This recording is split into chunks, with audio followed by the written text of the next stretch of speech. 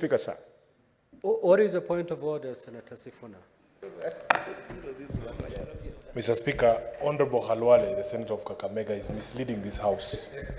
In fact, as late as a few weeks ago, Boni Khalwale was heckled in his own village when he tried to convince people to replace the existing border motorcycles with electric ones.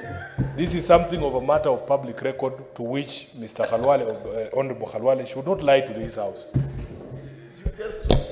But Senator Sifuna, I thought the good senator is admitting that for the first time he's going through a rough patch.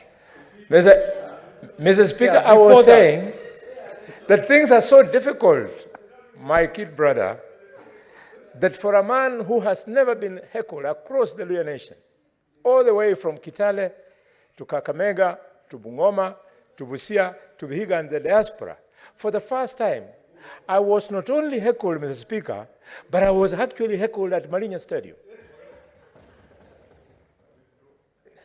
Thank you.